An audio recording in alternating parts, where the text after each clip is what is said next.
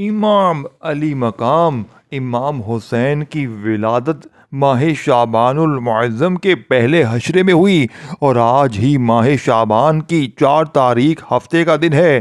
یہ عمل ماہ شعبان کے یہ 3 دن ہے جو شخص بھی کرتا ہے، کیونکہ اس کے اندر ہے انا اعطینا کل کوثر فصل لربک ونہر، اور یا رزاقو یعنی اے رزق دینے والے، جب بندہ اس عشرے میں یعنی یہ 3 دن مسلسل عمل کرتا ہے اور تینوں دن اللہ تعالیٰ اس طرح رزق طلب کرتا ہے، اللہ پاک سے کہتے ہیں کہ پورا سال اس بندے کو اللہ کے خزانوں سے ہزاروں بھی لاکھوں بھی یعنی کہ کروڑوں ملتے ہیں۔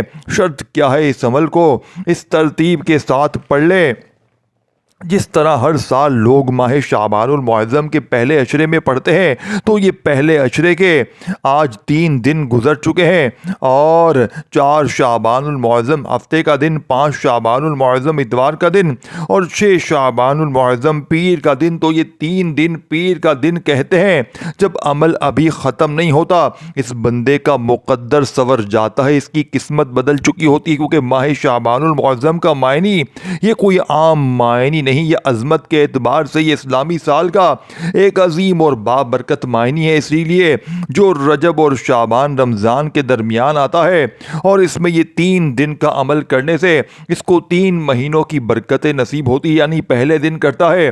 اگر آپ نے ابھی تک ماہ رجب کے مہینے کی برکتیں بھی حاصل نہیں کی، ماہ شعبان میں بھی ابھی بھی حاجتیں پوری نہ کروا سکے، تو کہتے ہیں اس طرح ماہ شعبان کی وہ برکتیں نصیب ہو جاتی ہیں، کیونکہ عمل اس نے 3 دن کرنا ہے تو تینوں مہینے جتنی برکتیں اس کو مل جاتی ہیں، اور ساتھ کہتے ہیں ہر روز اس کی 300 حاجتیں بھی ہوں تو ڈیلی پوری ہو جاتی ہیں۔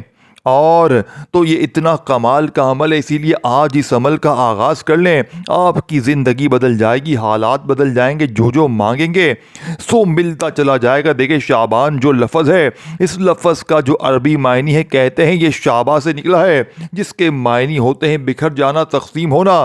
اگر آپ چاہتے ہیں خیر و برکت مل جائے، رزق کے فیصلے آپ کے حق میں ہو جائیں، عمل کیونکہ اس میں یعنی کہ اٹھائے جاتے ہیں اور اس میں رزق لکھا جاتا ہے، اس میں دولت لکھی جاتی ہے، اس میں زندگی لکھی جاتی ہے، اس میں موت لکھی جاتی ہے، اس میں کیونکہ بندے کے پورے سال کے نامہ اعمال کو بھی اللہ کی بارگاہ میں پیش کیا جاتا ہے۔ تو اس سے پہلے کہ ہمارا نامہ اعمال اللہ کی بارگاہ میں پیش کیا جائے تو ہم ہر حال میں اس عمل کو کر لیں۔ تو اسی لیے ایک تو ہمیں شب برات جو کہ 15 شعبان المعظم میں ہوتی ہے، اس کی بھی برکتیں مل جائیں گی، اور اگر ہم اس عمل کو اس طرح کرتے ہیں تو ہماری مشکلیں بھی حل، اور رزق میں پورا سال ہمارے گھر میں بارش کے قطروں کی طرح کہتے ہیں اس بندے کا گھر رزق سے بھر جاتا ہے۔ کیونکہ دیکھیں حدیث نبوی میں ہے، حضرت اسامہ بن زید فرماتے ہیں میں نے عرض کی یا رسول اللہ، میں آپ کو شعبان کے علاوہ کسی اور مہینے میں اتنے روزے رکھتے نہیں دیکھا۔ آپ نے فرمایا یہ وہ مہینہ ہے جس سے لوگ غافل ہیں، اور حدیث بھی یہی ہے کہ ہم غافل ہیں، لوگوں کو پتہ ہی نہیں کہ یہ مہینہ کتنے برکتوں والا ہے۔ حضور نے فرمایا یہ رجب اور رمضان کے درمیان میں اس میں اعمال یعنی کہ رب العالمین کی طرف اٹھائے جاتے ہیں۔ میں چاہتا ہوں میرا اعمال اس حال میں اٹھائے جائے کہ میں روزے سے ہوں، اور حضرت امام المومنین حضرت عائشہ صدیقہ بھی یہی بیان فرماتی ہیں کہ حضور کو میں نے کبھی رمضان کے علاوہ اتنے روزے رکھتے ہوئے کسی اور مہینے میں نہیں دیکھا جتنے اس مہینے میں رکھتے ہیں۔ یعنی حضور اس مہینے میں نفلی روزوں کی خاص فضیلت بیان فرمائی کہ یہ رمضان کی تیاری کا بہترین ذریعہ ہے، اس میں نفس کی ترتیب ہے، عبادات کے علاوہ عبادت کی عادت ہے، تقوی میں اضافہ ہے، اور اس میں بہت سارے ایسے انعامات کی برسات ہوتی ہے کہ انسان دنگ رہ جاتا ہے۔ اسی لیے اس مہینے میں جتنا زیادہ ہو سکے اللہ کا ذکر و اذکار کریں۔ یہ مہینہ گناہوں سچی توبہ کا بہترین موقع ہے، اس جیسا موقع پھر نہ ملے گا۔ اور حضور نے فرمایا مجھ پر درود بھیجنا شعبان المعظم کی یہ عظیم عبادت ہے، کیونکہ رمضان سے پہلے دل کو نورانی بنانا ہے۔ جب بندہ اس مہینے اب آپ نے اول اور آخر اور آپ کی مرضی ہے کہ آپ جس وقت کا انتخاب کرنا چاہتے ہیں کریں جب آپ کو آسانی ہو، کیونکہ میں بھی اس وقت اس عمل کو پڑھ سکتا ہوں تو آپ اس وقت کا انتخاب کر لیں۔ خواتین بھی پڑھ سکتی ہیں، مرد حضرات بھی، لیکن اول آخر 10 بار کم از کم درود پاک اس سے کم نہیں پڑھنا۔ تعداد جو اذکار کرنا ہو عرض کرنا ہوں اس کے برابر پڑھیں۔ خواتین گھریلو ذمہ داریوں کے ساتھ عبادات میں اضافہ کر لیں۔ ذکر، درود، دعا، یہ تینوں چیزیں اس کے اندر موجود ہیں، اور جب عمل کے اندر یہ تین چیزیں موجود ہونا تو وہ اس بندے کی حقیقت میں وہ عمل، وہ وظیفہ، وہ اعمال اس کی زندگی بدل دیتا ہے۔ اکابرین امت شعبان میں عبادت بڑھا دیتے تھے، دنیاوی مشاغل کم کر دیتے تھے، اسی لیے روزوں کی یعنی کہ مشق کرتے، قرآن سے تعلق مضبوط کرتے، نماز کی پابندی، اخلاق کی درستگی اور بہت ساری چیزیں، اور بہت سارے لوگ آج کل غلط رسم و رواج میں مبتلا ہو گئے ہیں۔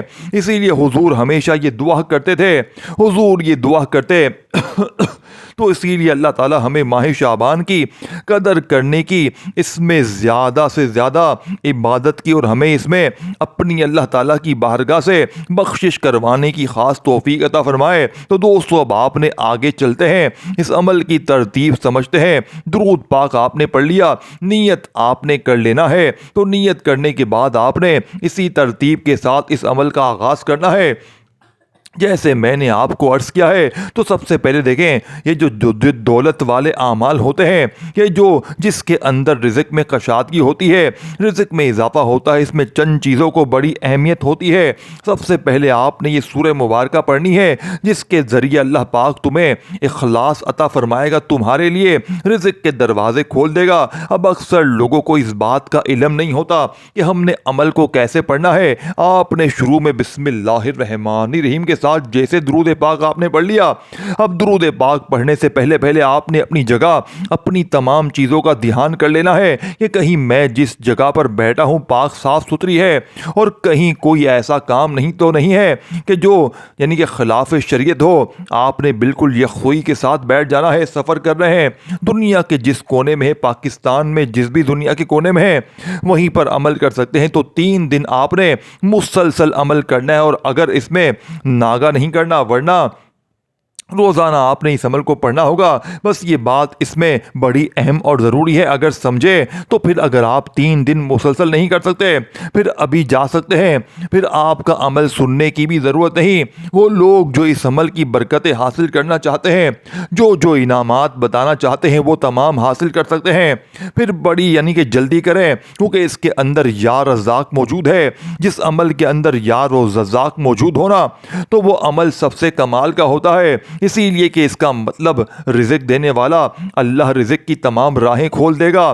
اب آپ نے جو سورت پڑھنی ہے، اس سورت کا نام سورہ اخلاص ہے۔ ہم نے اس عمل کا آغاز سورہ اخلاص سے کیا، درود پاک سے کیا، اور ہم نے اس کے اندر اس کو پڑھنے کے بعد استغفار بھی موجود ہوگا۔ بہت ساری ایسی تسبیحات ہیں جو ان دونوں کی یعنی کہ بڑی ہیں، عمل بھی بڑا مختصر ہے، صرف 5 سے 7 منٹ لگتے ہیں۔ جو بندہ اپنی زندگی سنوارنے کے لیے 5 سے 7 منٹ بھی نہیں نکال سکتا کہ 3 دن مسلسل اس نے 5-7 منٹ دینا ہے، جو بندہ یہ نہیں کر سکتا، میں سمجھتا ہوں اس بد نصیب سے بڑھ کر اس کی اور کوئی بد نصیبی کیا ہو سکتی ہے جو اللہ کے ذکر کے لیے ٹائم نہیں نکال سکتا۔ تو اس لیے دوستو آج بڑا اہم، بڑا بہترین موقع ہے۔ اب اس سورہ مبارکہ کو جس کو ہم نے بسم اللہ الرحمن الرحیم کے ساتھ پڑھیں گے، بسم اللہ الرحمن الرحیم، قل هو اللہ احد اللہ صمد لم یلد ولم یولد ولم یکن لہ کفوا احد، تو ہم نے اس سورہ مبارکہ کو اس ترتیب کے ساتھ پڑھنا ہے، بسم اللہ کے ساتھ پڑھنا ہے، کیونکہ قرآن کریم کی یعنی کہ نہایت عظیم سورت، اس میں اللہ تعالیٰ کی توحید، یکتائی، صفات، کمال کو مختصر مگر انتہائی جامع انداز میں بیان کیا گیا ہے۔ یہ سورت ایمان کی بنیاد ہے، کیونکہ اسلام کی جڑ بھی توحید ہے۔ دیکھیں، کفاران مکہ نے نبی پاک سے پوچھا اپنے رب کی صفات بیان کریں، تو تب اللہ تعالیٰ نے اس سورت کا نزول فرمایا تاکہ اللہ کی ذات ہر قسم کی شرک اور نقص سے پاک ہے۔ تو یہ سورت قرآن کریم کی تلاوت کرنا، اس سورت کی، کیونکہ یہ سورت کی ایک بار تلاوت کریں گے نا 70 بار پڑھنے کے برابر ثواب ہے۔ جب کوئی بندہ 3 بار پڑھتا ہے پورا قرآن پڑھنے کے برابر ثواب ہے۔ لیکن آج آپ نے اس سورت کی تلاوت 11 بار کرنی ہے، 11 مرتبہ آپ نے اس سورت کو پڑھنا ہے۔ جو شخص اس سورت کو کثرت سے پڑھتا ہے، حضور فرماتے ہیں اللہ اس کے لیے جنت کو واجب کر دیتا ہے۔ جو اپنے لیے جنت کو واجب کروانا چاہتا ہے اور اس کے ساتھ دل کو شرک سے، شک سے، خوف سے پاک کر دیتی ہے اور انسان کو اللہ پر مکمل بھروسہ کرواتی ہے۔ یہ قبر بھی روشن کر دیتی ہے، گناہوں کی معافی کا یہ ذریعہ بن جاتی ہے۔ اس کے ساتھ جو شخص اس کو پڑھتا ہے، رزق میں اتنی برکت اور کثرت، یہ 2 چیزیں، ایک ہی بے برکت اور ایک کثرت، تو یہ دونوں چیزیں اس بندے کو نصیب ہو جاتی ہیں۔ جو بندہ اس کو یہ 3 دن مسلسل پڑھتا ہے، اب اس سورت کو پڑھنے کے بعد 100 مرتبہ جو اگلی تسبیح آپ نے پڑھنی ہے اس کو 100 بار پڑھنا ہے۔ اب کیونکہ دیکھیں 100 بار جو آپ نے پڑھنا ہے، یہ چاہے ہاتھ کی انگلیوں پر، تسبیح کے دانوں پر، اس میں کوئی حرج نہیں۔ بعض لوگ کہتے ہیں نہیں کہ ہاتھ کی انگلیوں پر پڑھنا نہیں، آپ جس چیز پہ چاہیں، تسبیح پہ پڑھنا چاہیں اس پہ پڑھ سکتے ہیں۔ اکاؤنٹ والی جو تسبیح ہوتی ہے اس پہ پڑھنا چاہیں، گھنٹی والی اس پر پڑھنا چاہیں، جیسے بھی پڑھنا چاہیں، بس تعداد اور ترتیب کا خاص خیال رکھا جائے، باقی جیسے چاہیں آپ پڑھ سکتے ہیں۔ لیکن قبلے کی طرف منہ کر کے وضو ہی پڑھنا ہے، کیونکہ کوشش کرنی ہے خاموشی کے ساتھ، یکسوئی کے ساتھ، اور اس کے ساتھ ساتھ آپ نے یہ تمام باتوں کا خیال رکھنا ہے کہ یہ عمل تمہیں ہر قسم کے شیطانی وسوسوں سے بھی بچا لے گا، کیونکہ یہ دعا جو آپ نے پڑھنی ہے یہ دعاؤں کی قبولیت کے پڑھی جاتی ہے۔ جب کوئی بندہ پڑھتا ہے تو اس کی ہر دعا قبول ہو جاتی ہے۔ بعض نے تو کہا کہ وہ بندہ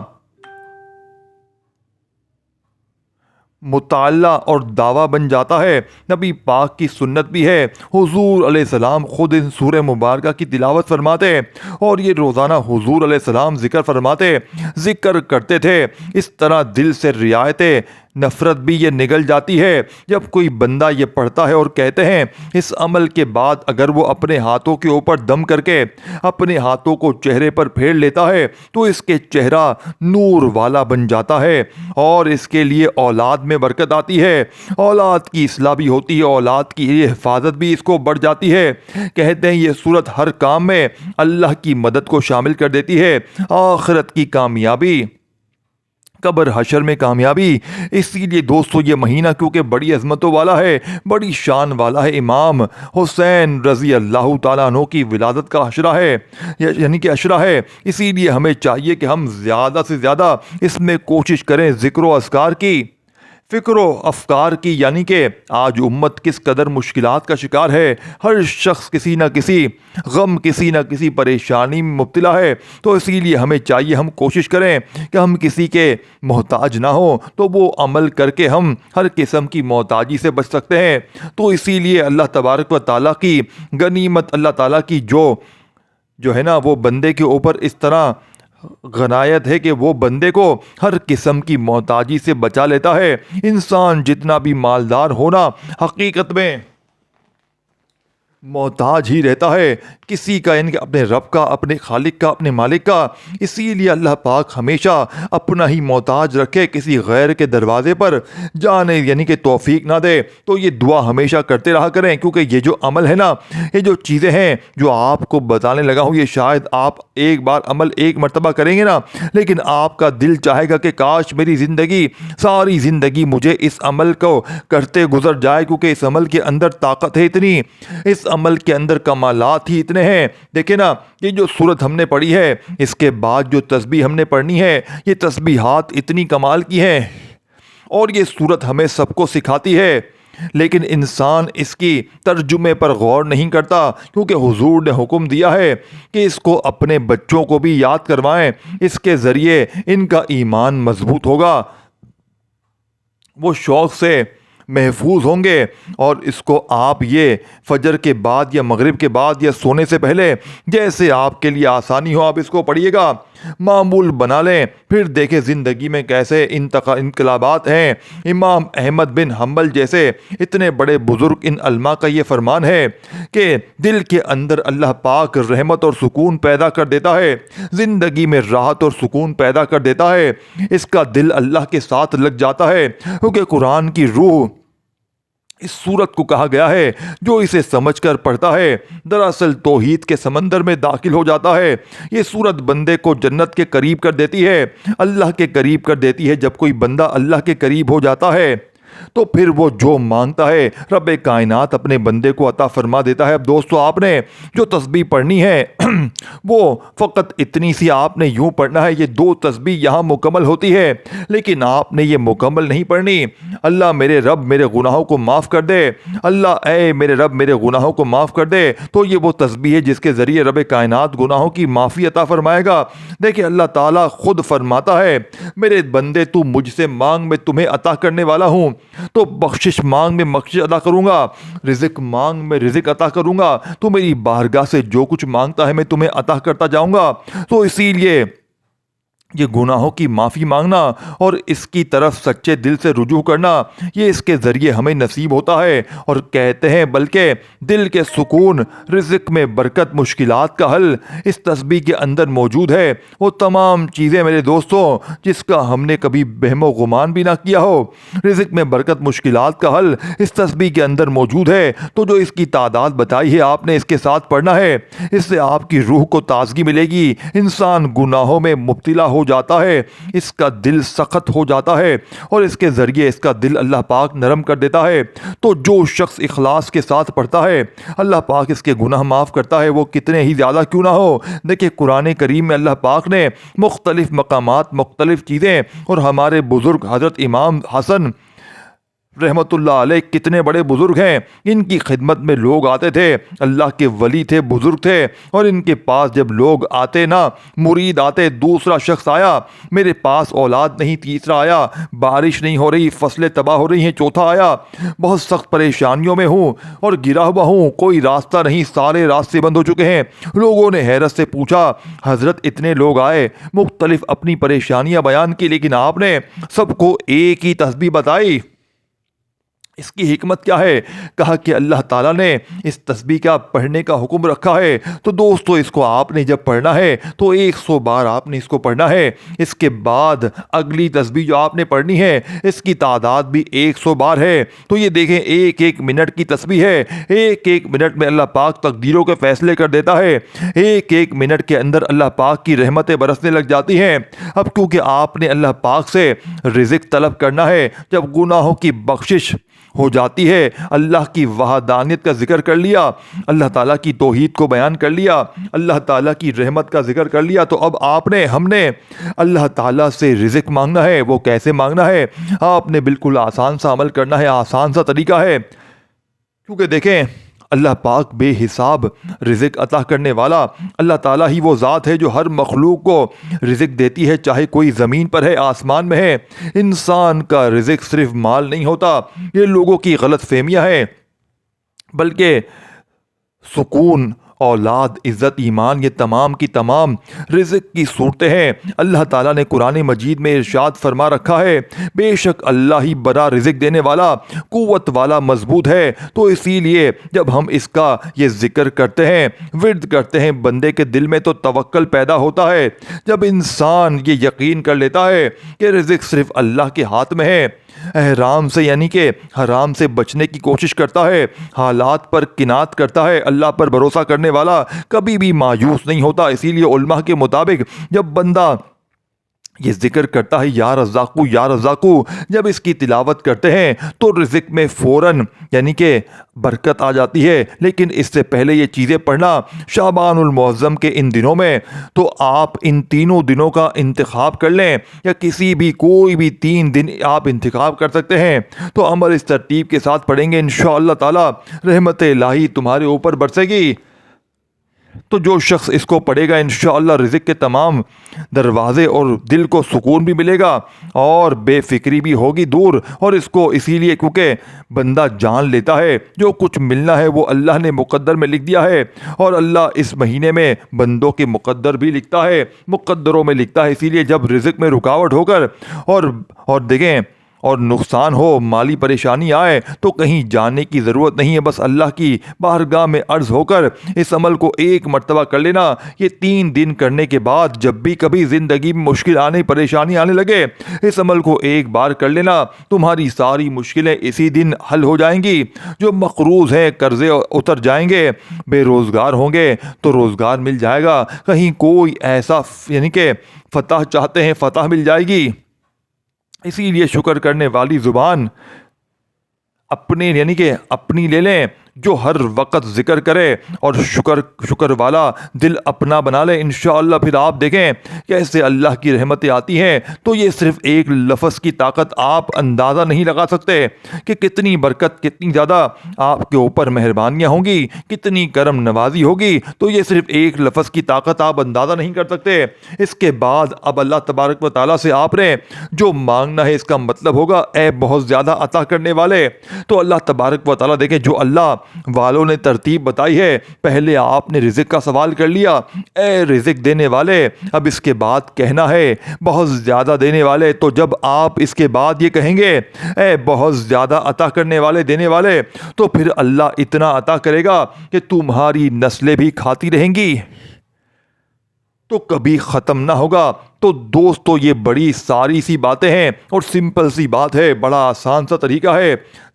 اسی لیے اس کو سمجھ لیں, کیونکہ اس کے ذریعے رزق کے دروازے کھل جاتے ہیں, علم کے دروازے کھل جاتے ہیں, دلوں کے بند تالے کھل جاتے ہیں, اور بہت سارے انعامات اس بندے کو مل جاتے ہیں.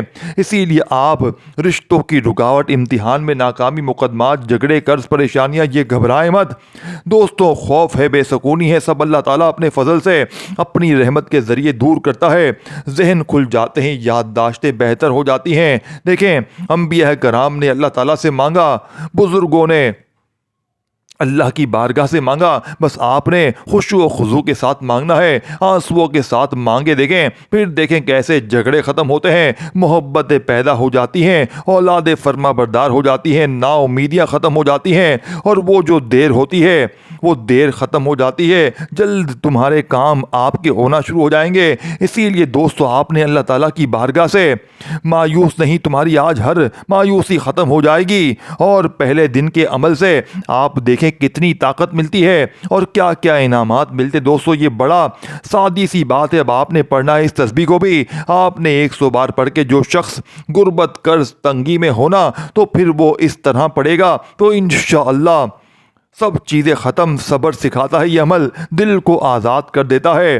اللہ تعالیٰ کی بارگاہ میں جو بندہ اس طرح یعنی کہ عاجزی کے ساتھ بیٹھ جاتا ہے, اللہ جتنی اسے عزت دیتا ہے شاید کائنات میں اس کو اس سے پہلے نہیں ملے. دیکھیں عزت و ذلت اللہ کے ہاتھ میں ہے, زندگی اور موت اللہ کے ہاتھ میں ہے, صحت اور یعنی کہ صحت اور تندرستی اللہ کے ہاتھ میں ہے, بیماری اللہ کے ہاتھ میں ہے, تمام معاملات اللہ کے ہاتھ میں ہے. تو پھر اللہ کا در چھوڑ کر آپ کہیں اور کیوں جانا چاہتے ہیں؟ اسی لیے اللہ کی بارگاہ میں, اس کی بارگاہ میں رہیں, پھر کچھ بھی تمہیں ملے گا. دیکھیں اتنا کچھ ملے گا, دیکھیں دنیا کا مال یہی رہ جائے گا, مگر کائنات تو کل شکر ہے. اور دوستوں یہ سب آخرت میں بھی آپ کے کام آئے گی. اسی لیے دوستوں لالچ اپنے دل سے نکال دیں, محبت اللہ کی داخل کریں. دوستوں لالچ اپنے دل سے نکال دیں, اور یہ تمام چیزیں پڑھنے کے بعد اللہ پاک سے دعا کریں, انشاءاللہ ہر مراد پوری ہوگی. اپنا خیال رکھیے گا. اللہ حافظ.